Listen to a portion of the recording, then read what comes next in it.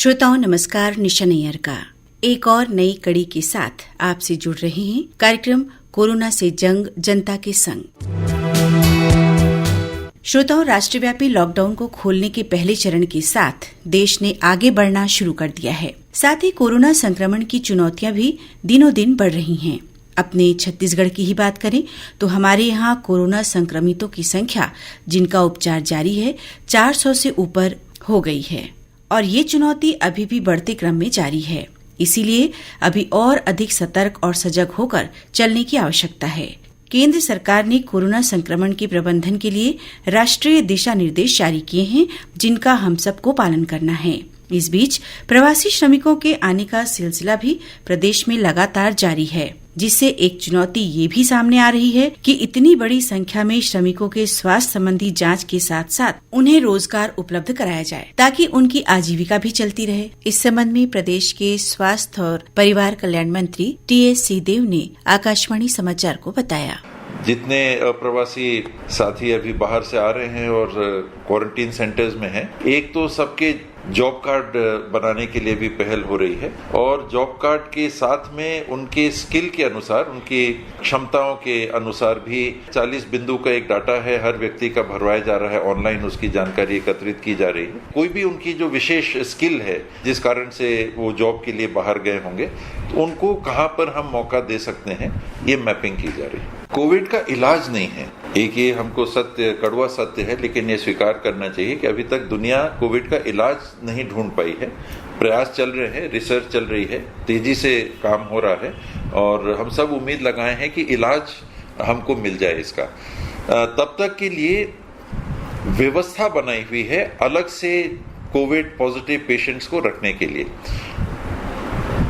12,000 चिन्हांकित बिस्तरों तक की व्यवस्था बना रहे हैं। 17,500 प्राइवेट सेक्टर के जो बिस्तर हैं उपलब्ध राज्य में, उनमें से 20 से 30% और बिस्तर लेने की बात, यानी 35 से 3,500 से 5,000 और बिस्तर, तो 12,500 प्लस 3,500, 16,000 या 1,700 और इतने बिस्तरों की व्यवस्था हम चिन्हांकित कर रहे हैं। इनको 3 श्रेणी में देखते हैं। एक आइसोलेशन, जिनके लक्षण गंभीर नहीं है, आपको कोरोना पॉजिटिव तो आया लेकिन कोई लक्षण नहीं दिख रहे हैं, उनको आइसोलेशन बेड में रखना। एक क्वारंटीन हो गया, क्वारंटीन में जहां आपको पता नहीं है कि क्वारंटीन आपको लक्षण है, कोई टेस्ट नहीं हो पाया है, तो ऐसे लोगों को जहां रखते हैं उसको क्वारंटीन के नाम से हम लोग बोल रहे हैं। या तो घर में क्वारंटीन, या किसी होटल में क्वारंटीन, या किसी शासकीय संस्था में क्वारंटीन।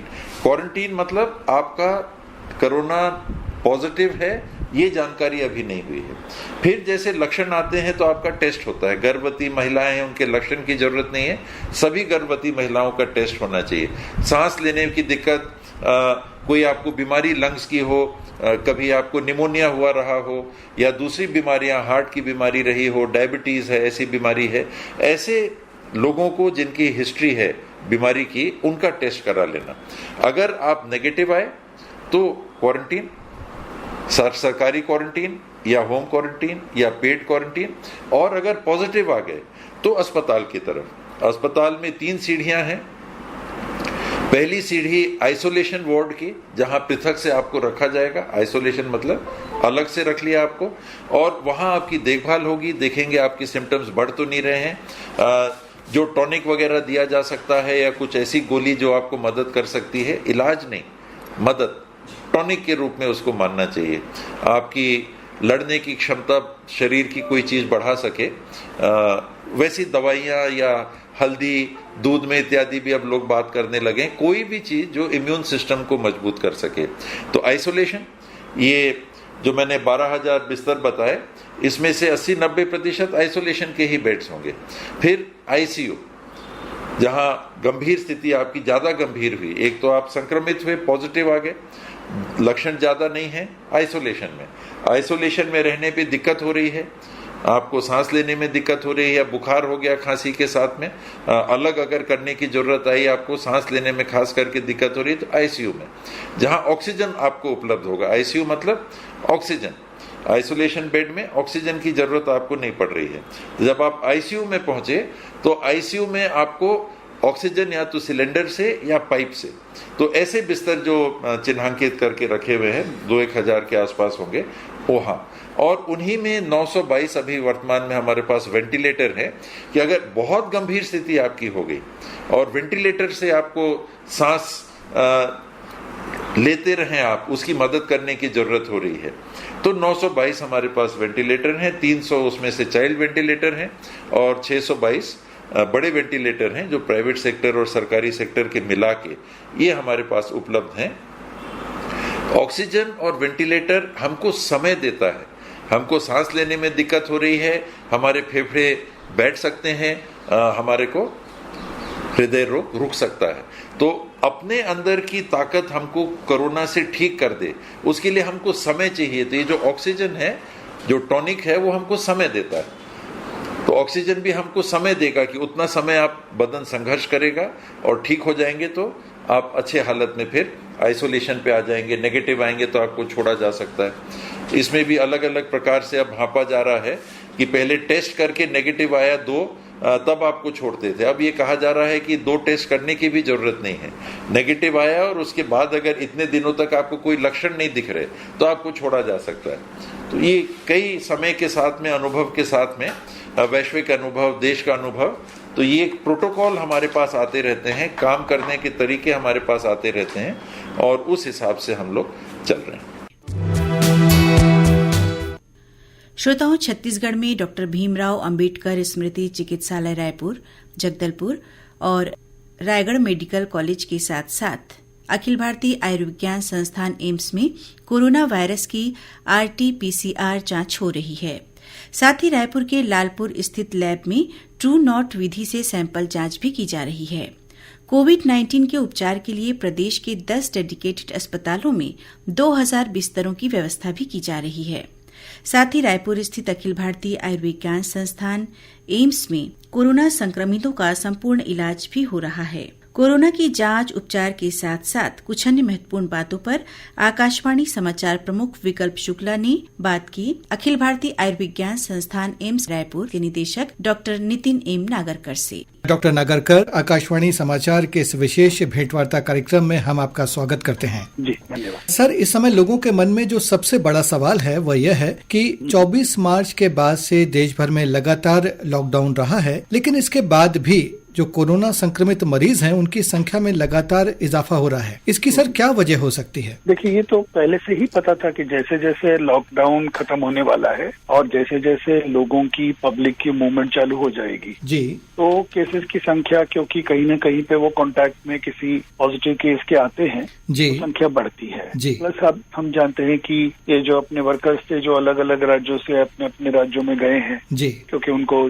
जैसे भी मूवमेंट हुई होगी, चाहे वो ट्रेन से हो, बस से हो या रोड से हो, पैदल हो, जैसे भी जी, तो वो डेफिनेटली पब्लिक मूवमेंट तो हुई है जी। और लॉकडाउन, देखिए, हम जैसे हमेशा डिस्कस करते हैं, ये एक टेम्परेरी मेजर होता है जी, और वो उसी के लिए होता है कि तब तक आप अपने हेल्थ केयर सर्विसेज को स्ट्रांग बनाएं। जी, तो वो हमेशा एक इंटरिम अरेंजमेंट होती है कि जी। तब तक वो लॉकडाउन असर करे, तो इसलिए तैयारी रहती है कि पेशेंट्स आए। और रादर मेरे ख्याल से जैसे हेल्थ मिनिस्ट्री भी हमारी बताती रही है, जी, जो अन्य देशों में जितनी रैपिड ग्रोथ हुई नंबर्स की, जी, शायद हमारी उतनी यहाँ नहीं है। तो भी सर, एक सवाल और भी है कि जैसे अब मरीजों की संख्या, खासकर यदि हम छत्तीसगढ़ के संदर्भ में बात करें, तो यहाँ पर अभी पिछले लगभग हफ्ते 10 दिन से एक अचानक बढ़नी शुरू हुई है। तो जो हमारी स्वास्थ्य सुविधाएं हैं, जो मेडिकल जो इंफ्रास्ट्रक्चर है, वो अभी कैसा है, इसकी क्षमता कितनी है, और जैसे मरीजों की जो संख्या बढ़ रही है उसके हिसाब से क्या हमारे पास में वो क्षमता है उनके इलाज के लिए? जी बिल्कुल, ये तैयारी लॉकडाउन के दौरान गवर्नमेंट ऑफ इंडिया ने जो दिए हुए जो भी दिशा निर्देश थे वो उसका पालन जरूर हुआ है। इवन स्टेट गवर्नमेंट ने अपनी पूरी तरीके से उसके लिए तैयारी रखी है जी। और आप जैसे कि जानते हैं, चाहे एम्स और रेफरल हॉस्पिटल जरूर है, लेकिन बाकी अन्य मेडिकल कॉलेजेस, स्टेट गवर्नमेंट के डिस्ट्रिक्ट हॉस्पिटल्स और अन्य हॉस्पिटल्स को तैयार रखा गया था। इसीलिए इस बार काफी सारे पेशेंट्स उन हॉस्पिटल्स में आज भी भर्ती है जी। उसी तरह क्वारंटाइन सेंटर्स काफी सारे खुले हुए हैं जी। तो हम लोगों ने यही कहा था कि बाद में शुरुआती दौर पे तो सब केसेस हमारे यहीं पे आए, लेकिन जैसे जैसे वक्त बीता तब तक और जगह पे कोविड की डेडिकेटेड सेंटर्स या हॉस्पिटल या जैसे भी क्वारंटाइन के लिए जो सेंटर्स है वो तैयार हो गए जी। सिमिलरली लैब्स भी सिर्फ इनिशियली जो लैब थी वायरल डायग्नोस्टिक के लिए वो हमारे यहीं पे थे एम्स में, अब काफी सारे और मेडिकल कॉलेज हॉस्पिटल्स में गवर्नमेंट में हो गई है चालू। तो ये सब तैयारियां हो सकी है और हम यही चाहेंगे कि जो माइल्ड केसेस अपने अपने जगह आराम से इलाज हो सकते हैं, जो मॉडरेटली सिक केसेस या जिनमें कोमॉर्बिडिटीज है या कोई हाई रिस्क कैटेगरी में है वो अगर हमारे पास एम्स में रायपुर में आएंगे तो उनका ज्यादा बेहतर इलाज फिर यहाँ हो जाएगा। जी सर, अब जैसे कि लॉकडाउन 4 चल रहा है और इसमें काफी कुछ रियायत दी गई है, काफी कुछ ढील दी गई है और कई तरह के व्यापार को खोलने की अनुमति भी दे दी गई है। तो एक तरफ जहाँ पे लोगों को थोड़ी सी राहत मिली है क्योंकि उनको उनकी जो जरूरत का सामान है उसको खरीदने की सुविधा मिल रही है, वहीं पे लोगों में ये डर भी फैल रहा है कि कहीं इससे कोरोना का संक्रमण बढ़े नहीं। तो लोगों को इस वक्त खास तौर से क्या सावधानी बरतनी चाहिए? जी हाँ, बिल्कुल, जैसे हम बात कर रहे थे कि लॉकडाउन आज नहीं तो कल खुलेगा ही जी सर, और खुलना जरूरी भी है क्योंकि जिंदगी तो चलेगी ही जी। और उसमें काफी सारे इकोनॉमिक इश्यूज भी रहते हैं, मेडिकल इश्यूज भी हैं जी। तो जो भी गवर्नमेंट ने बताया है कि जो सोशल डिस्टेंसिंग के नॉर्म्स हैं उनका पालन करें, जो कफ एटिकेट या पर्सनल हाइजीन के बारे में जो लगातार बताया जा रहा है जी, उसका पालन करें। और बहुत ज्यादा भीड़ भड़के वाले इलाकों में जबरदस्ती मतलब ऐसा कोई अगर कारण ना है तो उसको अवॉइड ही करें। और जिसको भी सिम्टम्स होते हैं वो तुरंत अपने आप को आइसोलेट करे या टेस्ट करे, सो दैट आगे अपना खुद भी बचाव करा लेते हैं आगे और कोई इन्फेक्शन बढ़ने से और दूसरों को भी फैलेगा नहीं फिर वो जी। सर, एक बात और है कि छत्तीसगढ़ में ऐसी उम्मीद की जा रही है कि अगले 1 महीने में यहाँ पर मानसून दस्तक दे देगा। तो बारिश के मौसम में जबकि वातावरण में नमी ज्यादा होगी तो क्या ऐसे समय में कोरोना संक्रमण के बढ़ने की अधिक आशंका होगी? अभी तक तो जैसे लग रहा है कि नंबर लोगों को लगा था शायद गर्मी में कोई कमी आ जाएगी नंबर्स में या फिर इस तरह के सीजन में किसी में बढ़ेगा घटेगा, तो अभी तक तो ये वायरस ने ऐसा कुछ एविडेंस दिया नहीं है। सब तरह की वेदर में ये वायरस अभी भी पाया जा रहा है जी। दुनिया के 200 से अधिक राष्ट्रों में अभी ये फैला हुआ है, कहीं पे ठंड है, कहीं बारिश है, कहीं पे बहुत गर्मी है, लेकिन ये वायरस थोड़ा अलग टाइप का ऐसा लग रहा है इस बारी जी। सर, एक बात और है कि अभी हाल फिलहाल के जो मामले कोरोना संक्रमण को लेकर सामने आ रहे हैं उसमें लोगों के मन में ये सवाल भी उठ रहा है कि जब शुरुआत हुई थी इस संक्रमण की तो ये कहा गया था कि कोरोना संक्रमण का मुख्य लक्षण जो है वो सर्दी, खांसी और बुखार है, लेकिन अब ऐसे मामले भी सामने आ रहे हैं जिनमें प्रत्यक्ष रूप से कोई लक्षण नहीं दिख रहा है और जिसको हम एसिम्प्टोमेटिक कहते हैं, और कुछ मामले तो ऐसे भी देखे गए हैं जिसमें अचानक ही आदमी को स्ट्रोक पड़ा और उसकी मौत हो गई। तो सर, अभी तक कोरोना संक्रमण के किन किन तरह के लक्षणों की या रूपों की पहचान की गई है? जी बिल्कुल, आपने ठीक कहा कि एक ये जो वायरल डिजीज है जी, इसका जो क्लिनिकल प्रोफाइल है बहुत उसका स्पेक्ट्रम वाइड है जी। मतलब एक तरफ से बिल्कुल एसिम्प्टोमेटिक पेशेंट्स भी हो सकते हैं जो वायरल मतलब को लोड को हार्बर करते हैं मगर वो वैसे वो कोई सिम्टम्स नहीं दिखा रहे लक्षण, या बहुत माइल्ड सिम्टम्स है, गले में थोड़े खारिश या हल्का सा जुकाम लगना या एकदम लो ग्रेड फीवर, लेकिन हाई ग्रेड फीवर भी है कुछ पेशेंट्स में। बिल्कुल आपने कहा कि सांस लेने की जो तकलीफ है वो इतनी बढ़ जाती है कि फिर उनकी मतलब हॉस्पिटलाइज करने के बाद भी जैसे कुछ स्पेशली वेस्टर्न कंट्रीज में देखा गया कि जान बचाना मुश्किल हो गया था जी। और उन पेशेंट्स जिनको ऑलरेडी किडनी डिजीज या कार्डियक डिजीज है उनमें ये डिजीज के जो सिम्टम्स हैं वो अधिक थे और वो जो मोर्टेलिटी रेट्स भी उसमें उन मरीजों में ज्यादा थे, जिनकी उम्र ज्यादा थी उनमें ज्यादा थे जी। तो अलग अलग टाइप के पेशेंट्स देखने को मिले हैं दुनिया भर का अगर हम क्लिनिकल प्रोफाइल देखें, और उस लिहाज से देखा जाए तो छत्तीसगढ़ लकी है कि माइल्ड और मॉडरेट केसेस के ही सिम्टम्स वाले ही पेशेंट्स यहाँ पे ज्यादा नजर आए हैं जी जी जी। सर, यदि हम छत्तीसगढ़ के संदर्भ में बात करें तो ऐसे हालात में जबकि कोरोना वायरस के कई रूप मौजूद हैं, एक आम आदमी सर ये कैसे पहचाने कि उसके आसपास जो मौजूद व्यक्ति है वो संक्रमित है या नहीं है? और कोई भी व्यक्ति जब ऐसे हालात हैं कि लक्षण नहीं दिख रहा है, एसिम्प्टोमेटिक व्यक्ति हैं, तो ऐसे में कोई व्यक्ति संक्रमण से बचने के लिए क्या सावधानी बरते? अच्छा, बिल्कुल। बचने के लिए तो जो सावधानियां जो हम लोग बार बार बात कर रहे हैं जी, जो डिस्टेंसिंग का पालन या जो अपनी साफ सफाई का, हाथ धोने का, ये आगे भी काम में आएगा जी, क्योंकि वो एक से दूसरे को फैलने में अभी भी ये कारगर होगा जी, ये करना जरूरी होगा जी। और अगर डेफिनेट हिस्ट्री है कि किसी पेशेंट के कांटेक्ट में आए हैं जी, और किसी को उस तरह के, फिर किसी पेशेंट को या अन्य किसी भी आदमी को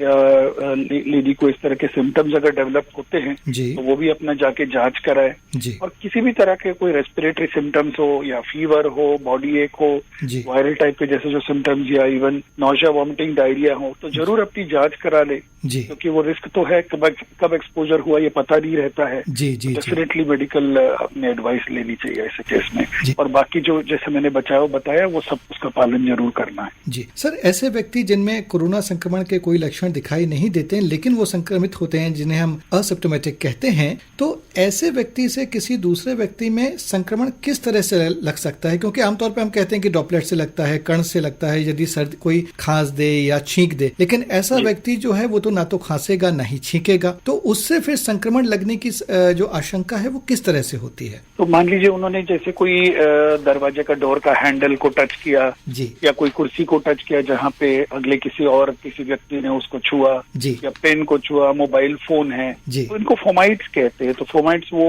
ऑब्जेक्ट्स डिवाइसेस है जिसको टच करने से या हाई टच कुछ ऑब्जेक्ट्स होते हैं जी, उससे दूसरे को फैल सकता है। जी, या पता नहीं चला ऐसे गला साफ करने के वक्त थोड़ा सा या हल्का फुल्का छींक दिया, जी, इसके बारे में पेशेंट ने रियलाइज नहीं किया, जी, तो ये भी हो सकता है। या तो माइल्ड सिम्टम्स के दौरान, जी, हाँ, मेजर सिम्टम्स इनके नहीं भी हो तो भी वो दूसरे व्यक्ति को इन्फेक्शन पास ऑन कर सकता है। जी सर, अब जबकि ट्रेन सेवा, रेल सेवा, विमान सेवा भी शुरू हो गई है और कई स्थान पर लोग बस से भी एक स्थान से दूसरे स्थान जा रहे हैं बस से, तो ऐसे यात्रा करते समय क्या सावधानी लोगों को बरतनी चाहिए? बिल्कुल, जो एक तो जिनको सिम्टम्स है वो आइडियली ट्रैवल ना करे, जी, ये बात बहुत जरूरी होती है कि उनको नहीं ट्रैवल करना है अगर, क्योंकि दूसरों को फैलने का खतरा बना रहता है, जी, उसको अवॉइड जरूर करना है जी, और अपनी जांच करवा ले। उसी तरह से बाकी हर जगह पे देखिए स्क्रीनिंग और इस तरह के सेल्फ डिक्लेरेशन फॉर्म्स वगैरह भी होते हैं, उनको तरीके से भरे। जो ऐप है अपनी जो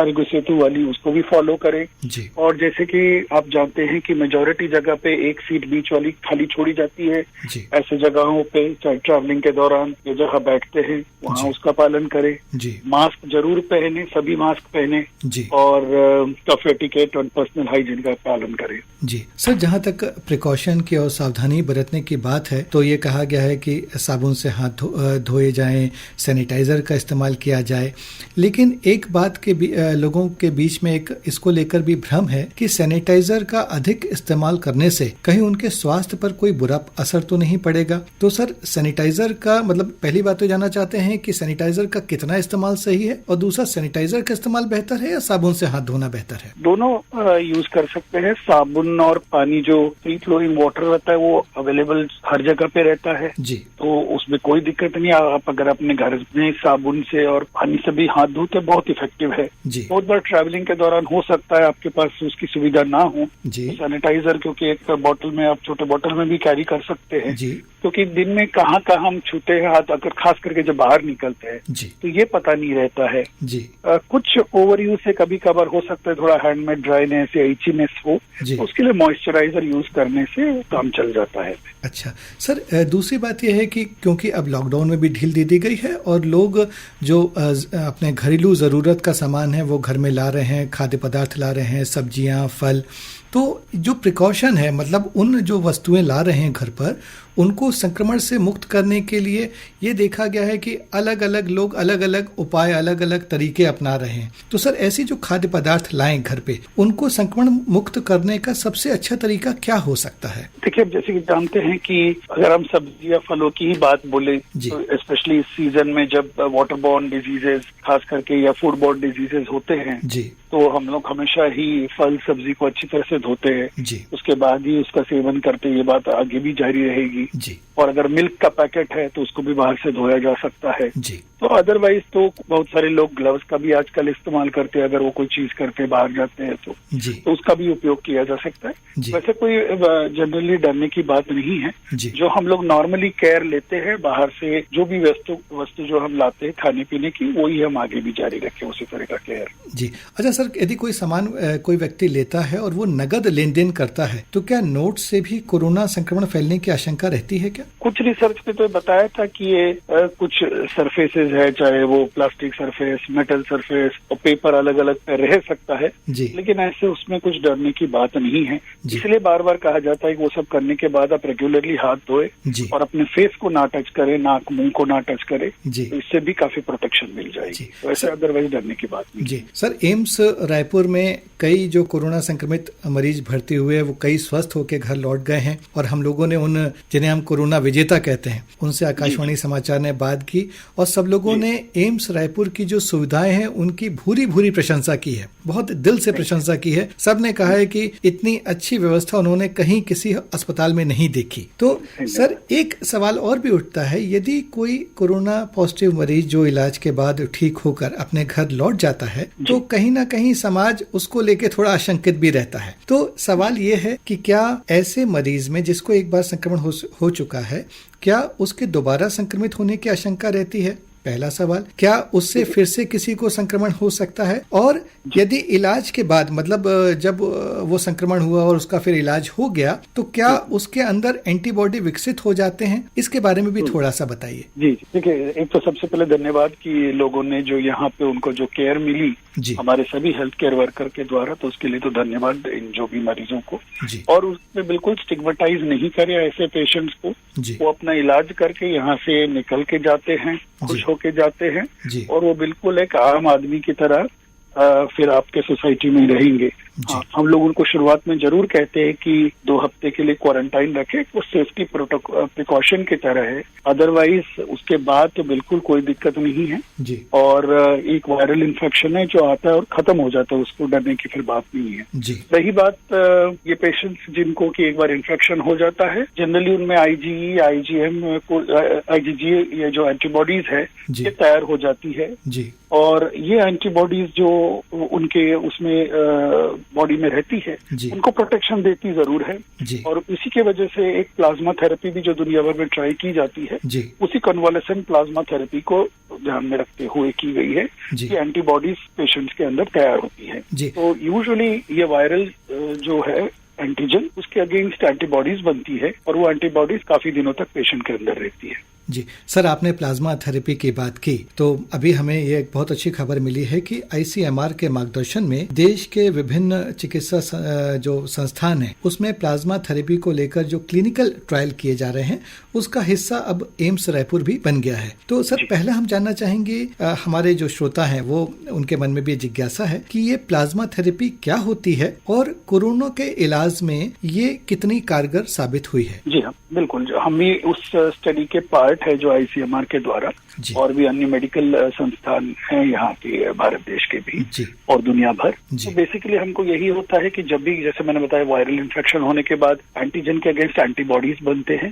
तो जो पेशेंट्स ठीक हो गए उनका जो प्लाज्मा लिया जाता है, जिनको ऑलरेडी वायरल इन्फेक्शन हो चुका, अब उनको कोई संक्रमण नहीं है, 2 हफ्ते से ज्यादा ही बीत चुके हैं या कुछ लोग ज्यादा भी 28 दिन भी वेट करते हैं, उसके बाद उनका प्लाज्मा लिया जाता है और प्लाज्मा को हम उसको जो पेशेंट्स ऑलरेडी हैं, खास करके जिनको ज्यादा सिम्टम्स हैं, उनमें दिया जा सकता है कि उनमें रिकवरी ज्यादा जल्दी हो। तो यह और भी अन्य वायरल इन्फेक्शन में पास्ट में देखा गया है और इसका ट्रायल इस पर्टिकुलर कोविड-19 के लिए भी हो रहा है। सर एक बात और है, क्योंकि कोरोना संक्रमण जब से फैला है तब से पूरी लोगों की जीवन शैली बदल गई है और लोगों को सबको अब इस बात का इंतजार है कि इसके इलाज के लिए बाजार में वैक्सीन कब आएगी और दोबारा उनकी जिंदगी कब से फिर से यूं कहें कि सामान्य होगी। तो सर, ये वैक्सीन बनाने की प्रक्रिया भी किस चरण में है और कब तक हम उम्मीद करें कि आम लोगों के लिए उपलब्ध हो सकेगी? नहीं, वायरस के लिए तो देखिए दुनिया भर प्रयास चल रहा है, WHO के थ्रू भी चल रहा है जी,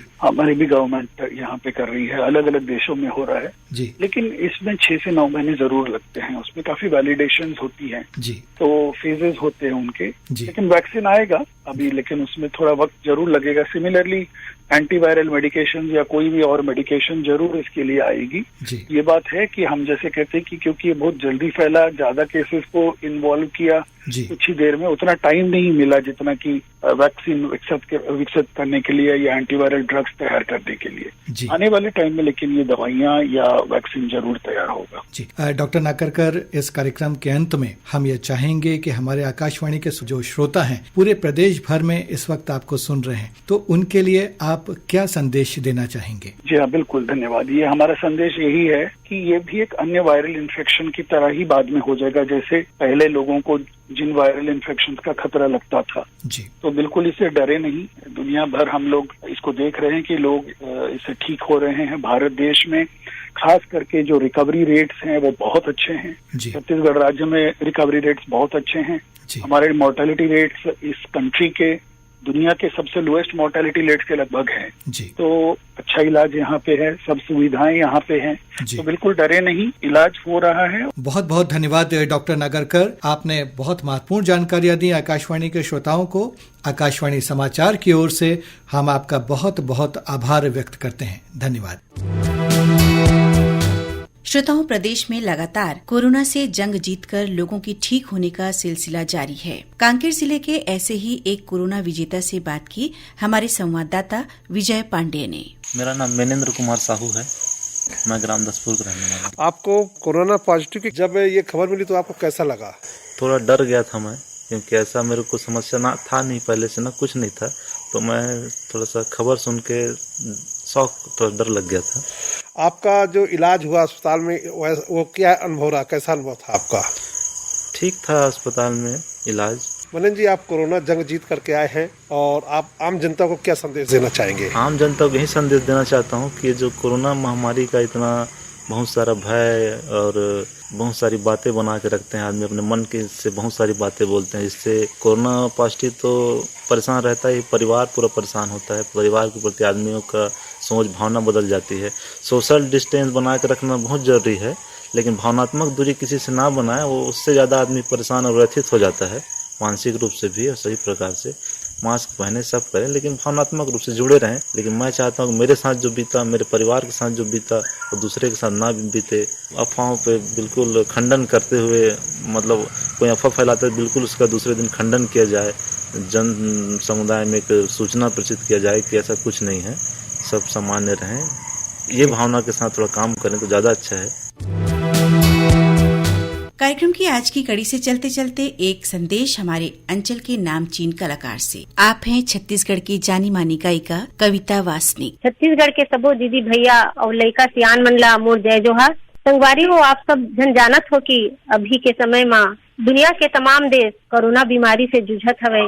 ये बीमारी ऐसा नजूबा बन के आए है, देखर ले बड़े बड़े विकसित और ताकतवर देश मन घलो थर्रा गे है। ये ऐसे दुश्मन आए जौन हा अदृश्य वार करत है। सबले बड़े दिक्कत ये बात है कि रक्त बीज बरोबर है, जेखर चलते एक बीमार मनखे हजारों ला बीमार कर सकत है। कहे गे है कि जान है तो जहान है। हमर गुनी डॉक्टर मन बड़े बीमारी के उचित दवा और इलाज खोजे है, जेखर सहारा ले हमर निरोगी जिंदगी ला जियत हन। फिर यह बात 16 आना सच है कि जब तक कोनो बीमारी के दवा और इलाज नहीं है, बचाव ही सबसे बड़े इलाज है। एकरे से कोरोना ले अपन और परिवार के जिंदगी ला सुरक्षित रखे खातिर हम सब ला शासन प्रशासन के दिए गए दिशा निर्देश के पालन करना बहुत जरूरी है। ये बहुत बड़े बात है कि हमार जिंदगी के संसो वो मन करत है, तब हमला ओकर सहयोग अपने खातिर करना है। भीड़ ले बचो, एक दूसरे ले दूरी बना के चलो। मैं अतकेत गुजारिश करूँ कि कोरोना अपन होके हमर तीर आ ही नहीं सके अगर हम ओला लाए बर नियम तोड़ के ओखर तीर नहीं जाबो। कोनो किस्म के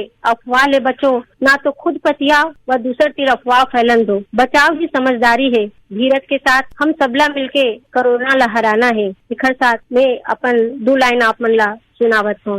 इहाँ हिम्मत झन हारो तू मन, सब जब ये तुम्हारे संग है, जीत ले वो कोरोना के जंगला, जीत ले वो कोरोना के जंगला, रही जाही देख सब दंग है, रही जाही देखो सब दंग है। श्रोताओं, आज की बात यहीं तक। सरकार के दिशा निर्देश हम सभी के लिए सामान्य रूप से लागू हैं, जिनका हमें पूरी ईमानदारी से पालन करना है। अनलॉक का अर्थ ये नहीं कि कोरोना संक्रमण का खतरा टल गया है या कम हो गया है। ये खतरा और भी ज्यादा चुनौतियों से भर गया है। इसीलिए हम आपसे यही कहेंगे, घरों में ही रहें, सुरक्षित रहें, सुनते रहें आकाशवाणी। साथ ही श्रोताओं, हम आपको याद दिला दें कि समाचारों के अलावा हमारे समसामयिक कार्यक्रमों के लिए आप हमारे Facebook page Chhattisgarh news on AIR, Twitter handle CGAIR news और हमारे YouTube channel Chhattisgarh AIR news से भी रेडियो के अलावा आप मोबाइल से भी जुड़ सकते हैं। कार्यक्रम की अगली कड़ी में शुक्रवार 12 जून को हम फिर मिलेंगे। दीजिए अनुमति। नमस्कार।